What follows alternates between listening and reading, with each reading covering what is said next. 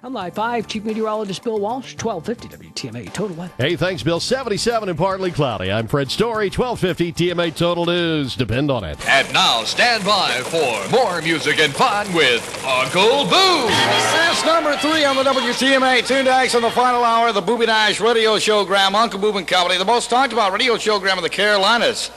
You know what you're saying, you dirty little... Oh, by the way, somebody called up and said, hey, Big Boo, why don't you tell some political jokes tonight?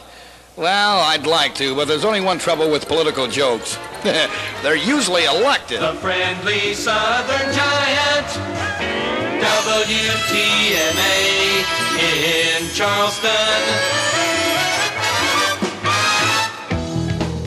Oh, man. Welcome to the Morning Buzz. What an introduction. I am Richard Todd, and I am honored to be sitting here with the man you just heard and the man you grew up with, one of the legends in the 70-year history of WTMA. Here he is. You can see him on Comcast C2. You can hear him at WTMA.com and here on the Big Talker, the one and only Booby Nash. Of course you're honored.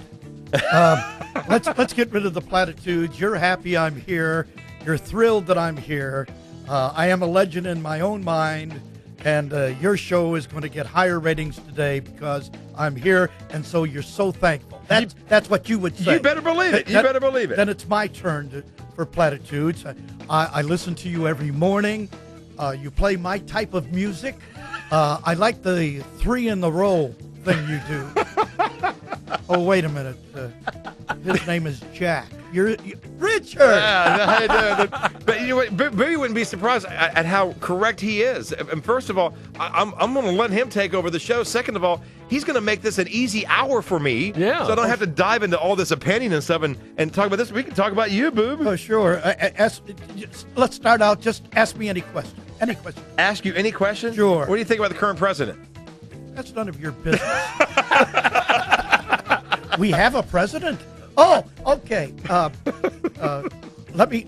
Before we get into the history, you want a little background about me. Oh, here's what I want to do. I want to invite our listeners, because there's 2 different kinds of people we've realized over the years here in the Low Country. There's those who have grown up here, right, and have been here forever, that Charlestonian, or they've lived here for a long time. I mean, I've lived in Charleston for 25, 30 years, and I'm still not a Charlestonian because you have to be born here. Right. So there are those who grew up with you and Tiger Radio and the mighty TMA, going out to Folly Beach, going to the beach, doing all kinds of fun stuff.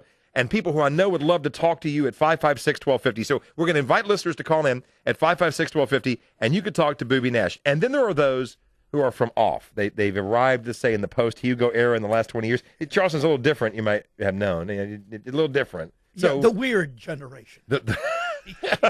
As he looks at me, and we invite those who have moved to Charleston, and as you are going down memory lane with us in our 70-year history and our 70th birthday party 2 weeks from Saturday, you can talk with Booby Nash at 556-1250. Let me just read this here, an instant message at Richard Todd 1250, and then we'll start the conversation with Booby Nash. And you can instant message me here during the program. It says, I listened to Booby from the time I moved to Charleston till I went in the Navy and went to Vietnam.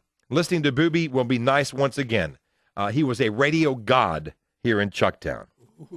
A radio god. Radio god. Now, I have to start with the first question, and I want to admit this. This is my first long conversation I've ever had with you. Yes, turn up my earphones. I can't hear me. Okay. I want to hear. Oh, yes. I remember those days. I don't think I'll ever say the word Booby on the radio more than I will for the next hour. How did you get the name Booby? You know, I'm glad you asked that. I was in Albany, New York. That's all I remember. They started calling me. Let's see. I went on the air as Bob, and people started calling in and said, Bobby. Then it got to Boo. Then it got to Boob. Then it got to Booby. That's all I can tell you is the listeners started calling me that. It just sort of happened naturally. Is that, do you consider that a term of affection? I mean, is that I know that's a loaded question there. What are you saying to me, Richard? That's a loaded question there. But you called the Boob. Hey, yeah. I mean, is that's something you really like? Yeah. It really did. It made me feel like I was part of the family of the listeners, you know, that they would rename me. And so that's what I went with. I also went with the name of Mike Melody, Tommy Thomas, I picked easy names, so I could remember what they were. And that was in Buffalo, New York. And then I went to Greensboro as Booby Nash and stayed that way. Now, I'm going to bring in John Quincy on this, too, because, first of all, John Quincy, how long have you been doing radio? You, John Quincy, Q. How long have you been doing 1972. radio? 1972? Yep. God, you're old. Okay, so you're right, I am. 37 years in radio. I started in 1985, so I'm coming up on my 25th year in radio. Booby, when did you start doing radio? Why did you start? When did you start? Tell me about the beginnings. Well, I always wanted to go into radio, entertainment-wise, and it was entertainment in 1958, 59. I joined Armed Forces Radio and Television in Iceland, and I had a radio show, and then I had a TV, Armed Forces Television. I had a TV show for kids. The kids were taller than I was. They called me Captain Bob, and I had these big lapels on and they thought, gee, he ought to do the news. What a fiasco that was. They actually had to put a telephone book underneath me so I could sit up high enough they could see me over the desk. So that was one solid year in Iceland, and then from there I came back to Buffalo, which was my hometown, and then you got wise and you moved south, kind of cold up there. Oh, yeah, I came south, you better believe, in a hurry. As soon as my mommy would let me leave the house, I was out of there. And you probably want to hear the saddest part of my life, and that is my marriages. We might as well get that over with, because I know someone's going to call right away. Okay. I was married 3 times, and they were all sad. My first wife died of poison mushrooms, of all things. It was sad. It was a shock, and I didn't think I'd ever get married again. But about 2 years later, I met this really adorable young lady, and we got married, and it was a shock. About 2.5 years into that marriage, she died of poison mushrooms. Well, this is true now. I don't know why you're laughing. I'm trying to laugh here. I know.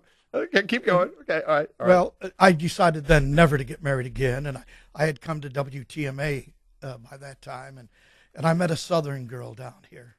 Sweetest thing in the whole. There's nothing like a Charleston lady. As one who married a lady from McClellanville, I can tell you, I can testify to that. And we were married about 6 months, and she died of a fractured skull.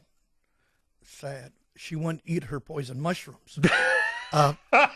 So I promised never. No, I've only been married once. But everybody says, when they meet me, they hear rumors that I've been married.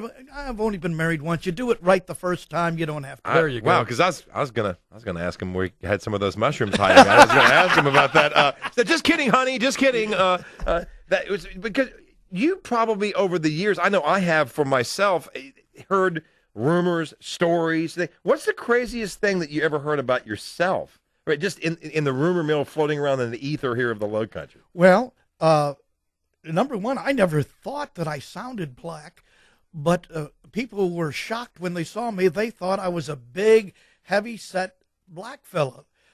If you remember, people out there remember Big Mac. I guess that's what they thought I looked like. So when they saw this short, little, skinny white guy, they were completely shocked. And I never knew that they thought that. Even the white folks thought I was black.